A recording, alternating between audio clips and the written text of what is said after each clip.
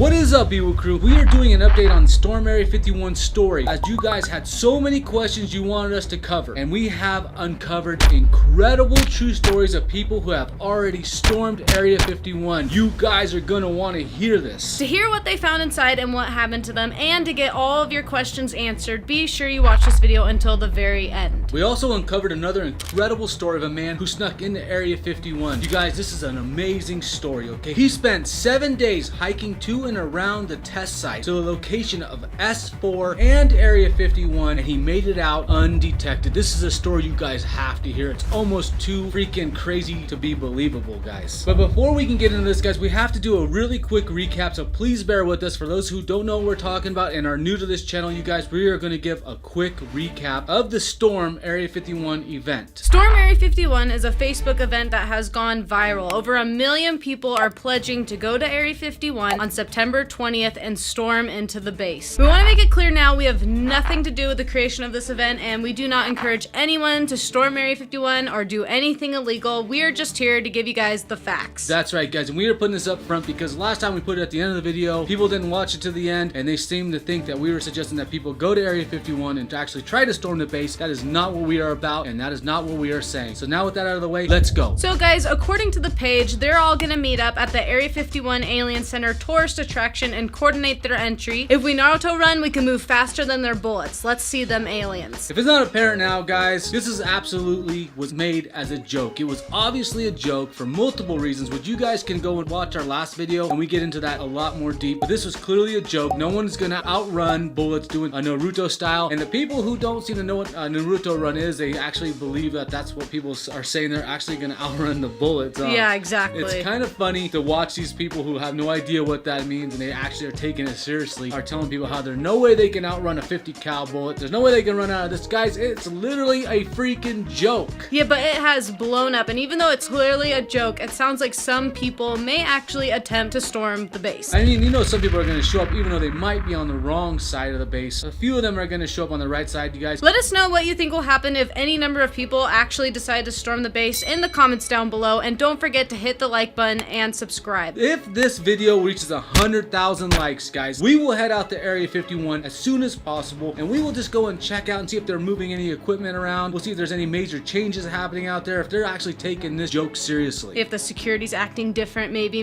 more aggressive, who knows? So make sure you guys smash the like button. Be sure to check the links to our Area 51 videos in the description below for exclusive footage not seen anywhere else on YouTube after watching this video. Now to the incredible story of people who actually stormed Area 51. Let's go back to 1983. This is a little known story and we can't really find much because it's such a long time ago to actually validate this story, but back in 1983, a group of 4 Greenpeace volunteers, they snuck into the base. They came from the east, they snuck into the base to Papoose Lake where Bob Lazar supposedly worked on alien aircraft, you guys. They made it all the way there. This was before Bob Lazar claimed that he was working there. According to Greenpeace, they came across no heavy security and saw no secret saucer bases. It was just a dry lake bed. When they reached the test site, they were all arrested and cited. That was probably easy to arrest for them compared to how many that might show up to storm Area 51. And now that was a long time ago, guys, so security is most likely, everything is probably changed on the base and probably ramped up. Exactly. Which takes us to another incredible story, you guys. You probably never heard this story, but it's by a man named Jerry Freeman. Okay, guys, for years, Jerry tried to get permission to enter the base to retrace the steps of the 49ers who got lost in what is today Papoose Dry Lake. It was the only section of the entire route that his archaeology group hadn't yet explored. The Air Force denied him to ever have entry to retrace the historical route. Yeah, he tried for like 5 years, you guys, and they said no, he would never be allowed to go on there to retrace it. That's right, so Jerry decided he would sneak into the base and trek a 7-day, 100-mile hike through what the Las Vegas Sun described as through the Nevada test site and near, if not in, the secret Area 51. According to the Las Vegas Sun, Freeman came to the Sun because he wanted a neutral party he trusted to know when and why he was going in. He was worried about the rumors of people entering Area 51 only to disappear and never be seen again. He took his cell phone with him with plans to call his wife and the Las Vegas Sun reporter with updates in code on his progress. And what's so weird about this, guys, is this was all the way back in 1997, and he was actually able to make phone calls inside the base in certain locations. But just wait, you guys, what he found inside there was actually kind of disturbing and really, really creepy. It also might might be what they're hiding from you guys and from us, and why it's so secret in there. Some of the things he saw were pretty insane. So Jerry began on his hike, sneaking into the base. 10 hours into his hike, he stopped dead in his tracks. The entire valley in front of him held a huge, eerie, strange facility, and he decided to call it the City of the Dead. It looked like it had been completely abandoned, full of what he described to be bizarre-looking structures and portable trailers filling the entire valley, you guys. Upon closer look with his binoculars, he realized there were guards patrolling this facility freaking everywhere. The entire place was locked down with guards everywhere. So guys, this is kind of really a creepy thing for him to find, because it's like in the middle of the base. It's completely locked down. It seemed to really freak him out. Yeah, he literally called it the City of the Dead. He's like, here's an entire city, like of many buildings and trailers, and it's guarded around the perimeter, like tons of guards everywhere, guys. And I know a lot of people seem to trust the government blindly, but we cannot forget the fact that there have been some really awful things that our government has done to our own people. Not even conspiracy theories, you guys. Things that have been completely confirmed. Exactly. You could even investigate this on the CIA website if you want. For example, the MK Ultra experiments, guys. Go ahead and look into that. Really crazy stuff our government does to its own people. Also, look into the Tuskegee experiments where they tested on their own people some really brutal stuff. You guys can go ahead and look into that if you want to, but just realize the government has done some really bad stuff to us in the past, and who's to say they're not doing it now, and who's to say they're not doing it literally on this base, you guys. That sounds so weird. Who knows what the heck they're really guarding there, and why is Yeah. it so heavily guarded if it appears to be like mainly abandoned? Exactly. It sounds like a really creepy place, guys. So let us know what you guys think. What do you think could be going on in there? Be sure to let us know right now in the comments below. So one of the buildings in particular that caught Jerry's attention is a building constructed of block and surrounded with chain link, with a single window emitting a radiant pulsing glow. That is freaking creepy. A sign outside the facility read, Los Alamos National Laboratories Limited. Now, according to their website, they're a federally funded research and development center. He managed to sneak around this facility and made it to Papoose Lake after 5 days of traveling, but was unable to find the inscription he was looking for. Out of water, he had to head back to the base, managing to escape without being caught. What he did see at Papoose Lake was this, quote, near the mountainous side of Papoose, I saw lights, security vehicles, hangar doors opening and closing. I don't profess to know. My purpose for intruding here was not to document UFO sightings, nor was I here to compromise national security. You have to admit, that's pretty interesting that he saw lights and he saw like possible doors opening and closing. He saw some weird stuff in the exact area where Bob Lazar claims to have worked on S4. You can literally see a photograph where he was at on Google. If you guys go ahead and search for Jerry Freeman, Nellis Range, or whatever, you guys will be able to pull up an image of him actually standing on Papoose Lake. And it's so weird that not very many people have covered the story, you guys. We have never seen anyone else covering it. Someone who actually spent a week walking around and hiking around the freaking base. That's insane. This guy literally hiked around the base, you guys. He would make phone calls on his cell phone way back in the 90s using his phone on the base. And he managed to escape undetected. That's right. He said he would travel at nighttime and rest during the day in order to avoid detection. Now, guys, we have some comments to address. We have seen the following questions repeatedly in our comment section, and we wanted to address them for you guys. So the first question is, how close can you get to Area 51? I don't know if you guys are referring to the actual base itself or the outer perimeter where there's actually no fence around Area 51 out there. There's no fence at all. I'm not really sure if people are getting this information. You could drive right through there if you wanted to. There's no gate or no fence to go right through there. Now, up the road from the Groom Lake Road, about 2 miles up the road, there is a guard shack with those, you know, those arms that go up and down, you know, those kind of gates. That's about it, though. I mean, anybody could run through there if they really wanted to. Here's another one. What happens if you cross into Area 51? So if you cross Area 51, guys, from all the video and everything we've ever seen about this, what's gonna happen is you're gonna get chased down by the camo dudes. They're gonna catch you. They're gonna have their rifles drawn. They're gonna put you on the ground and they're gonna hold you there till the sheriff's department arrives. When the sheriff's department arrives, they're gonna take you into custody. They're gonna give you a ticket. Most likely they're gonna release you. You're gonna pay $700 and that's gonna be it. Okay, guys, so we were overwhelmed on our last video with questions about the white bus. People wanted to know if you could stick a camera on the bottom of the bus, if you could follow the bus and attempt to talk to the workers. Yes, and if you guys try to get next to that bus, just realize everybody can go see the bus. It's literally parked in a public area that you can go to. Just to be aware that as soon as you get around that bus, you are being filmed, you're being videotaped, and you are being watched very closely. There's no chance that you're gonna put something on that bus and they're not gonna see it. So I suggest and I advise, really advise against anybody even trying that. I do suggest you can go look at it because it's completely legal and you can go look at it, but do not try to put anything on that bus. Before the bus leaves the base, the first thing that they do is they send out a few trucks that go ahead of them. They scout. A few scouting trucks and vehicles will come out of the base ahead of the bus. These guys are driving the route of the bus and seeing if anybody looks suspicious or anything is out of order. If anything is suspicious or out of order, the sheriffs will immediately pick it up at that location. We should know because this literally happened to us. When we were waiting for that bus, we saw the scout come out. He stopped, he stared at us for a while, he took off, and next thing you know, from a totally different direction, the sheriff showed up. At the exact same time they dropped the bus off. They knew we were there and they watched us until the bus left safely. That was it. Yeah, so if you try to follow the bus and try to talk to the workers, it will probably not work out because you're gonna get hassled by the police before you can do anything. Yeah, you guys, this is so weird. This is something I wanted to touch on because this is the perfect time to touch on this. Alamo, I find to be a creepy little town. It's very creepy. The Area 51 workers definitely live there. Not all of them, of course. There's just a handful that live in this little tiny town, and they're all working together, guys. But it's hard to describe unless you go there and feel it and sense it for yourself. It is like you're entering a totally different area. It's really bizarre. And we have also received a ton of comments about the Russian spy plane. Some people who want to act like it is not true, but guys, if you just do a quick little Google search, you will pull up a ton of sources for you about this from mainstream media. We just wanted to address that really quickly for those who act like we're like lying about it or something. Yeah, they literally just did this 2 or 3 months ago, I think, or maybe 4 months ago. They literally just flew over the base. And also, it seems like a lot of people missed the point of that comment. It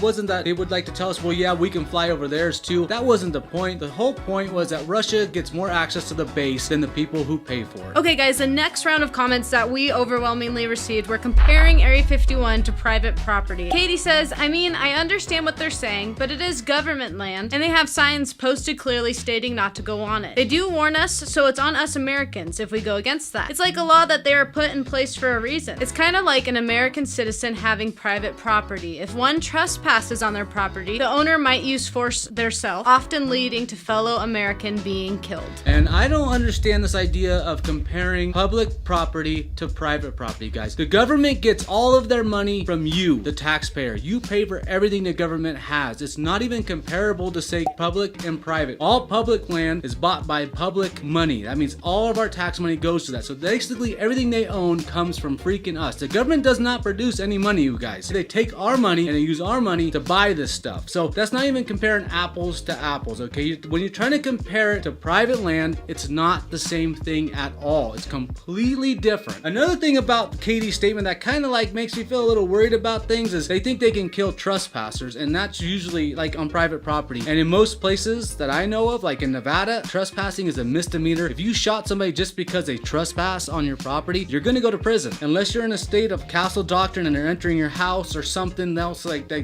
feel threatened, it's literally a misdemeanor. A lot of people have also been telling us that there's a Del Taco on Google Maps that has suddenly popped up right in the middle of Area 51, and we have no idea anything about that. Yeah, most likely someone just put that on there. I'm not really sure how. I never added things to Google Earth, so you guys could probably figure that out yourselves. But there are some pretty interesting things if you look around Area 51 that you can find, like the baseball field in the middle of Area 51. There's literally a baseball field. I would be interested to know if people actually use that field. It looks like it's really well maintained, actually. A lot of people are saying they're going to station military on the base to protect it on September 20th, but people need special clearance to enter the base, not just your ordinary military personnel. So a lot of people are wondering about this. Yeah, wondering if whether or not they will make an exception for the military personnel to not have special clearance that day. Guys, let us know what you think about that. Do you think they will station military? And if they do, will they have to have special clearance in order to be on the base like everyone else that's on the base? Ariel says, would they shoot down a drone camera flying? I don't know if they could shoot it down. I mean, it would be kind of a hard target because it's so small. I know people have flown drones out there before in the restricted area. I do know they will come and take your drone if they catch you. They may have some way of jamming the signal so your drone will just fall out of the sky. I have no idea. We haven't flown our drone out there. We never break any laws when we're out there. We always try to follow the law when we're out there, and we suggest if you guys go out there, you follow the laws too. Keith says, I'm not going, but I want to know how they get all the fuel for the vehicles to the base. I haven't seen any videos explaining this. This is an interesting question, guys. Alamo is literally like where the workers, a lot of workers live. It's literally about 20 miles, I think, away from the base, maybe 26, and there's 2 gas stations there to get gas. If you're gonna go visit the base, you can go there to fill up. Another question people had is, can you camp next to Area 51 on the BLM public land? Yes, anybody can camp out on BLM land for up to 14 days for free in most locations. All around Area 51 where it's BLM land, you can camp, guys. You can go there and camp for up to 14 days. If you camp next to the back gate, the camo dudes will keep the lights on the back gate all night long to keep an eye on you, and some YouTubers have videos documenting this and you won't be able to sleep, so that might not be the best idea. Yeah, but you could always go on Groom Lakeside. Alright guys, so what do you think is going to happen on September 20th? We can give you guys our opinions. I think the first probably situation is this thing is gonna fizzle out. out, and I believe that a few people are still going to show up, maybe 100, maybe 200 people will show up. Most will be on the wrong side of the base because they'll follow the instructions on the Facebook page, and they'll be way over on the opposite side of the base. They won't be anywhere near it. A few people will make it to the right side of the base. I think they'll go to the base, they'll take some photos. They won't go on the base, they'll go to the signs, they'll take photos, they'll go home, and that's how I hope it goes down, because then nobody gets hurt, no one gets arrested, because we don't want anybody trespassing and getting in trouble. I'm pretty sure this is gonna fizzle out just like a lot of other memes. I think it'll fizzle out really quickly. Maybe it'll be revived in the days coming up to the 20th of September, and then a couple people will show up, but I really don't think it's gonna be as big as some people are expecting. That's right. Let's just pretend though that it actually happens and there's a million people that show up to storm the base and they somehow find their way onto the right side of the base. What do you think would happen? Personally, I don't think the military, unless of course the people who are doing the storm are aggressive. Of course, remember guys, it's a joke. We're pretending it's not a joke. So before anybody acts like we think it's happening, we're just pretending and just kind of like theorizing what if it happens. Course, so like with anything that gets big like this, there's always a few people that want to take it seriously and show up and actually do it. That's just how it is when something goes viral. Exactly. And of course, they're not going to be Naruto running faster than For the bullets, realsies, guys. yeah. But if some people did and they marched on there when they were all holding American flags and they didn't show aggression, I can't see our military killing our own people. I know some of them will follow orders blindly, but I also know some also take their oath to uphold the Constitution seriously. And if they were just a peaceful protest walking on the base, I don't see them opening fire on our American citizens. But what do you guys think? Make sure you let us know in the comments down below. One more comment really quickly is a lot of people are always talk about the Constitution and say, well, the Constitution is just a piece of paper and all this and that. They always try to discredit the Constitution. But what I want to just mention is the Constitution is literally the law of the land. If you disregard the Constitution, then you are disregarding the law of the land. And that's really ironic because we get a lot of people who comment and tell us that, oh, the base doesn't have to follow the Constitution. It's not part of the Constitution, which is completely interesting to say because the Constitution is literally the law of the land. And they wrote the Constitution in order to restrict the government, because you have to remember when our country was founded, it was founded after being a huge battle against a government that was overbearing, taxation without representation. People always tell me, who cares about your taxes? We literally fought a war over taxation without representation, guys. So that was what the freaking Revolutionary War was about. So the Constitution is the law of the land. Anyone violating the Constitution is violating the law of the land. If you're going to disregard the law of the land, then why don't you disregard all the other laws on the books, like trespassing on a military installation? Okay guys, don't forget to hit the subscribe button and smash the bell so if we go out there ASAP, you won't miss it. Be sure to hit the like button and don't forget to check out the links in the description below. Again, we have tons of videos at Area 51. You guys won't want to miss those. Go click on those right now and we will see you guys next time. That's right. And also, if you guys want us to keep updating this with another video, let us know in the comments below. Bye.